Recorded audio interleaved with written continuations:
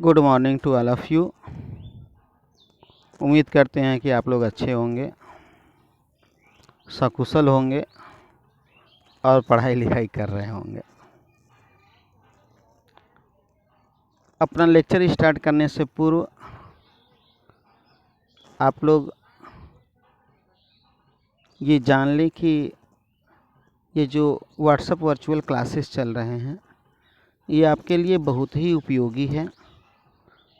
आप इसका अधिक से अधिक उपयोग करें, चाहे वो नोट्स हो पीडीएफ के रूप में, चाहे वह लेक्चर हो, इनको बार बार देखें और जो भी इनसे संबंधित दिक्कत हो आप दिए गए समय पे आप ऑनलाइन होकर ग्रुप में टेस्ट मैसेज द्वारा, वॉइस मैसेज द्वारा, किसी के द्वारा भी आप पूछ सकते हैं। वीडियो स्टार्ट करें इसके पूर्व 2-3 बातें जो कि कॉमन बातें हैं लेकिन बच्चे इसको पूछ रहे हैं, हम उसको थोड़ा सा क्लियर कर दूं। जैसे मुस्कान ने पूछा कि सर ये बेसिडियम क्या होते हैं। बेसिडियम आप जैसे जानते हैं कि फंगस को कई भागों में बांट दिया जाता है। Ascomycetes, basidiomycetes, deuteromycetes, phycomycetes. क्रम से अगर बोलें तो फाइकोमाइसिट्स, एस्कोमाइसिट्स, बेसिडियोमाइसिट्स और ड्यूटेरोमाइसिट्स। तो जो स्पोर बेसिडियोमाइसिट्स में उत्पन्न होते हैं वो एक कप लाइक संरचना होती है और उसी कप लाइक संरचना को बेसिडियम कहा जाता है। चूँकि ये जो बेसिड्स में उत्पन्न होते हैं, बेसिडियोमाइसिट्स में एक कप लाइक संरचना बनती है और उसी कप लाइक संरचना को बेसिडियम कहते हैं। दूसरा पूछ रही थी मुस्कान कि सर ये पक्सीनिया है क्या। तो बेटा ये जो पक्सीनिया है ये एक प्रकार का फंगस है, कवक है। पक्सीनिया एक प्रकार का फंगस है। जिस तरह से आप रोटी में, ब्रेड पर इत्यादि पे देखते हैं कि कुछ कवक उगाते हैं और ब्लैक रंग का स्पॉट, काले काले स्पॉट बन जाते हैं, ठीक उसी तरह से ये जो पक्सीनिया है ये भी दूब घास पर, गेहूं पर इत्यादि पर ये उत्पन्न होता है और उनमें ये रोग उत्पन्न करने का कार्य करता है। गेहूं पर जो रोग होता है उसे पक्सीनिया ग्रेमिनेस्टेटिसी कहते हैं। गेहूं का पौधा है, उसके ऊपर ये ब्लैक रंग का इस तरह से पाउडर जैसा ये संरचना बन जाती है। तो ये भी एक प्रकार का कवक है। वहीं नोड और इंटरनोड में तो कल मैं लेक्चर शुरू करने से पूर्व आप लोगों को बताया था, आप लोग ध्यान से नहीं सुने, फिर से सुनिए उसको, बार बार आप उसको देखें। मैंने बताया था कि जड़ और तना में कुछ बेसिक अंतर है। तना में नोड और इंटरनोड पाए जाते हैं जबकि जड़ में नोड और इंटरनोड नहीं पाए जाते हैं। आप पूछ रहे हैं कि सर ये नोड और इंटरनोड क्या है। तो आप ज़रा देखो, गन्ना का पौधा देखो, गन्ना के पौधे इस प्रकार से होते हैं, देखे होंगे।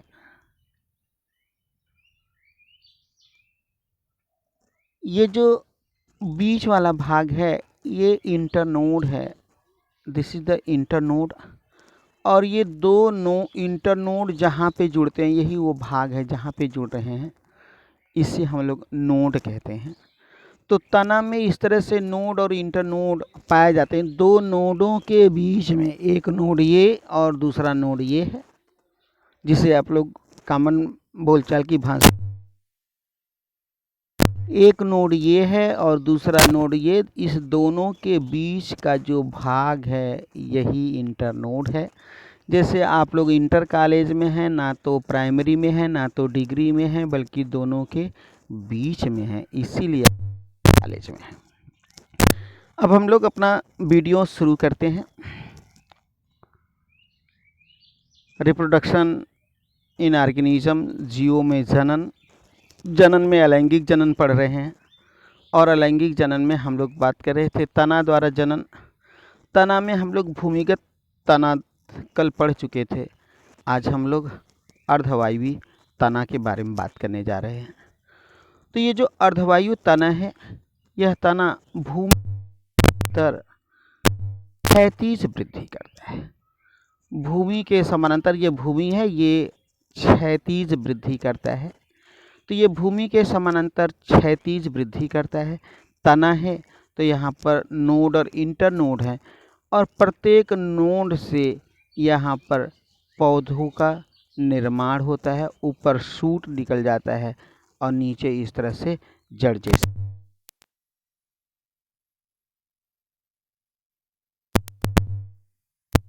प्रकार के होते हैं। इसमें पहला हम लोग बात करेंगे ऊपरी भूअस्तारी। इंग्लिश में इसको रनर बहुत कॉमन शब्द यूज़ किया जाता है। विनर और रनर, विनर माने जो जीत जाए, रनर माने जो सेकेंड पोजीशन पर रहे। तो यहाँ पे रनर का अर्थ ये है कि इस प्रकार के जो पौधे होते हैं, इस प्रकार के पौधे, इनका जो तना होता है वो इतना मजबूत नहीं होता है कि ये सीधे अपने से ये खड़ा हो सके। इनका तना दुर्बल, बिसर्पी माने ज़मीन पर लौटने वाले होते हैं। ये बिसर्पी होते हैं, ज़मीन पर लौटने वाले होते हैं। मृदा की सतह पे ये भूमि है, तो इसकी सतह पे ये जो पौधा हैं, ये भूमि की सतह पे इस तरह से ये पाए जाते हैं। सतह पर क्षैतिज रूप से होते हैं। अब इनका जो पर्वसंधि है, यहाँ पे पर्वसंधि है, यहाँ पे पर्वसंधि है, वहाँ से जड़ें निकलती हैं। पर्वसंधियों से जड़ें निकलती हैं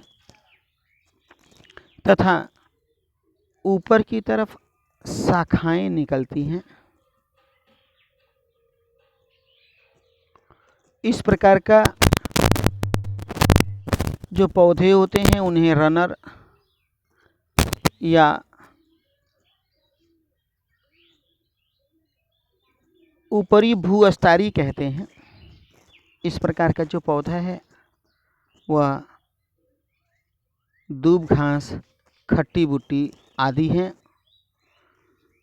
दूब घास में आप लोग देखे भी होंगे कि जब आप एक सिरा उसका उखाड़ते हैं, कुछ देर उखाड़ते हैं, तब से फिर जड़ मिल जाता है, उसको खींचते हैं तब से फिर जड़ मिल जाता है।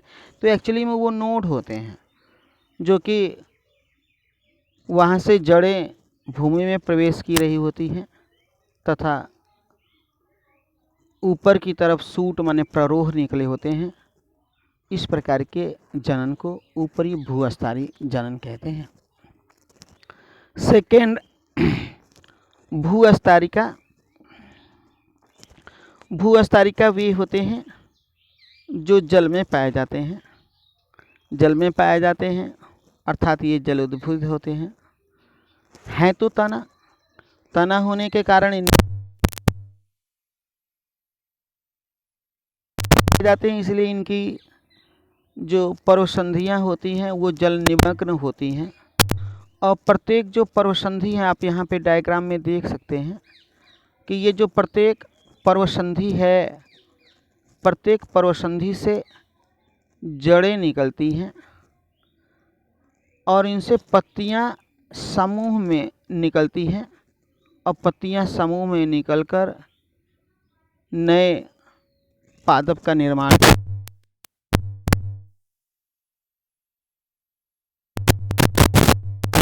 किया है।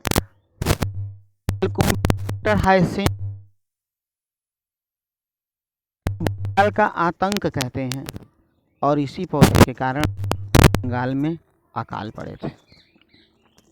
नेक्स्ट, अगला जो पौधा है वो है अंतः भूअस्तारी, शकर कहते हैं। ये जो अंतः भूअस्तारी या शकर हैं, ये गुलदाउदी तथा पुदीना है, इनमें तना और रनर माने ऊपरी भूस्तरीय के समान ही होता है, आप याद है ना।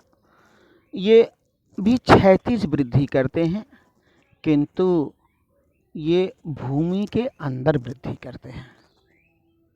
भूमि से तिरछी शाखा निकलती है और तिरछी शाखा निकलता है और भूमिगत पर्वसंधियों से अपस्थानिक जड़ें निकलती हैं। कुछ समय पश्चात यह मातृ पौधा से अलग होकर एक नए पौधे का निर्माण करता है।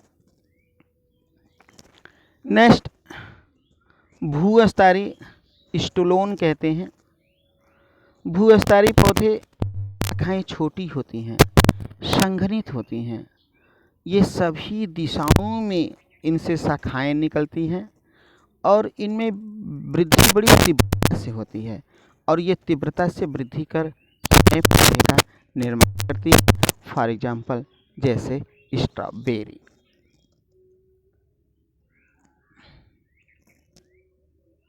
यहाँ पर आकर हम लोगों का तना में हम दोनों बात करें, चाहे वो भूमिगत तना हो चाहे वो अर्धवायवीय तना हो। तना द्वारा कायिक जनन हम लोगों का समाप्त हुआ। अब हम लोग बात करेंगे जड़ों द्वारा कायिक जनन। तो कुछ पौधों में जड़ कायिक प्रवर्धन के लिए रूपांतरित होते हैं, जैसे शकरकंद है, सतावर है, डहेलिया है और कुछ काष्ठी पौधे भी हैं जैसे मुराया, शीशम आदि से भी प्ररोह निकलता है, सूट निकलता है। और ये जो सूट या प्ररोह हैं ये वृद्धि करके नए पौधे का निर्माण करते हैं। नेक्स्ट, पत्ती द्वारा कायिक जनन। कुछ पौधे ऐसे होते हैं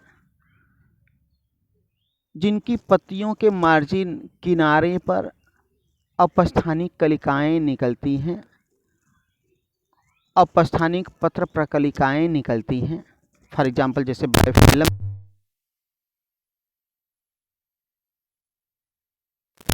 ये वृद्धि कर नए पौधे का निर्माण करती हैं।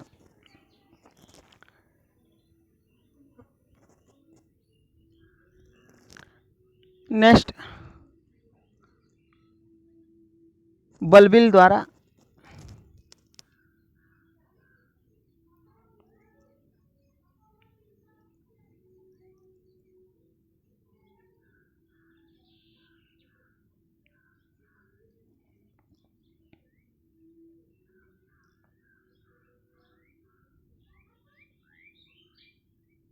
ओके, ठीक हो गया है। अब कंटिन्यू करते हैं।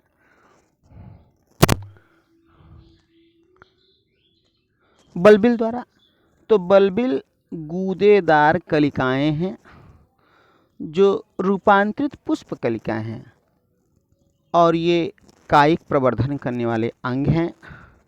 ग्लोबा बल्बिफेरा, यहाँ पे डायग्राम बनाया गया हुआ है, में पुष्पक्रम के निचले भाग में कुछ पुष्प बल्बिल बनाते हैं। प्याज, अमेरिकन एलोई आदि में भी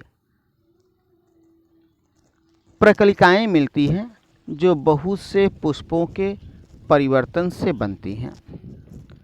प्रकलिकाएं मातृ पौधे से अलग होकर नए पौधों का निर्माण करती हैं।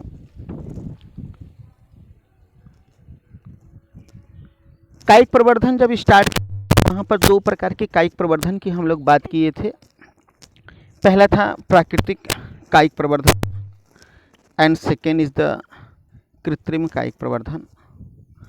कृत्रिम कायिक प्रवर्धन मनुष्य अपने लाभ के लिए प्रयोग करता है। मनुष्य को फल इत्यादि चीज़ें प्राप्त होती हैं, उनको अधिक मात्रा में प्राप्त करने के लिए वह कायिक जनन विधियों का सहारा लेता है।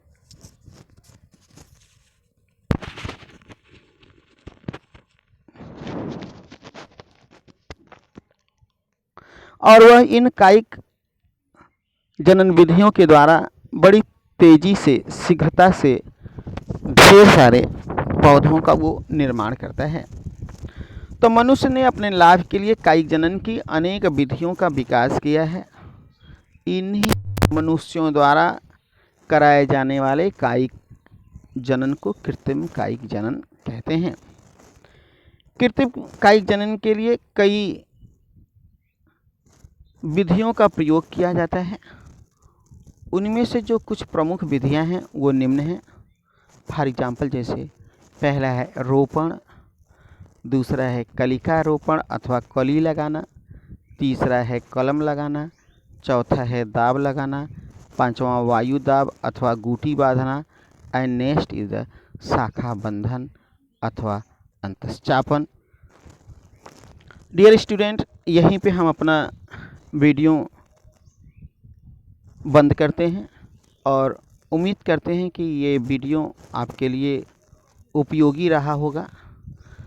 साथ ही साथ हम आपको ये बता दें कि हम वीडियो और पीडीएफ आपको जो दे रहे हैं, वीडियो से आप उन चीज़ों को समझें, जो न आए आप उसको हमसे पूछिए। हम आपको वॉइस माध्यम अथवा टेक्स्ट मैसेज अथवा नेक्स्ट डे जब हम आपको वीडियो देते हैं, उन वीडियो में आपके समस्त प्रश्नों को हम समायोजित कर लेंगे। पीडीएफ के द्वारा जो आपको नोट्स भेजा जा रहा है, उससे आप नोट्स करते रहें। आज जो वीडियो बना है ये आपको मैं भेजता हूँ, आप इसको जो है देखें, बार बार देखें, इसको भली भांति समझ लें। इससे संबंधित जो नोट्स है पीडीएफ, वो आपको कल उपलब्ध कराया जाएगा। साथ ही साथ मैंने जैसा आपको बताया कि ये वो जो बायोलॉजी का जो ग्रुप है, उस बायोलॉजी ग्रुप में आपको लिंक दिए गए हैं। आपके मित्र जो अभी तक नहीं जुड़ पाए हैं इस ऑनलाइन क्लास से, आप उनको वो लिंक भेजें और कहें कि जल्द से जल्द इस ग्रुप से ज्वाइन हो, जिससे इस लॉकडाउन की अवधि का समुचित हम लोग प्रयोग कर सकें। इन्हीं शब्दों के साथ अपनी वाणी को विराम देता हूँ। आपका दिन शुभ हो। धन्यवाद।